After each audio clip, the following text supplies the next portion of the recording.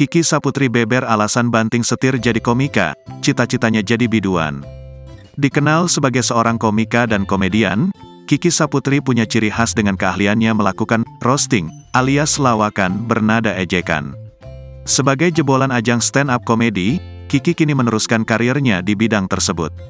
Ia juga tak jarang merangkap sebagai seorang pemandu acara. Meski demikian, istri Muhammad Hairi itu rupanya punya cita-cita berprofesi sebagai biduan seperti layaknya Ayu Ting Ting. Hal ini diungkapkan Kiki Saputri saat hadir di podcast Wendy Cagur. "Cita-cita lu awalnya apa sih, Ki?" Katanya penyanyi dangdut, tanya Wendy Cagur. Kala itu Kiki menilai, menjadi penyanyi dangdut bisa membuatnya populer karena digandrungi banyak laki-laki. "Waktu kecil pengin jadi penyanyi dangdut, iya bener, sumpah.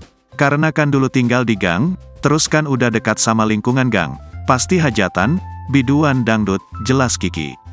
Nah, aku tuh kayak ngerasa, oh biduan itu selalu jadi wanita paling cantik karena dikerubuti laki-laki. Nah jadi kayak pengen jadi biduan dangdut," lanjutnya.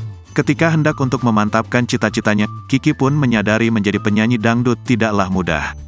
Sebab harus mempunyai teknik dan cengkok yang mumpuni di bidang tarik suara. Karena hal itu, membuat Kiki minder dan mengurungkan cita-citanya tersebut. "Cuman pas nonton TV kayaknya susah, cengkoknya kan keriting kan, nggak bisa nih kayaknya," ujar Kiki. Makin kesini, kayaknya nggak mesti punya suara bagus," katanya lagi. Adapun Kiki Saputri kini dikenal sebagai pelawak setelah mengikuti ajang Stand Up Comedy Academy.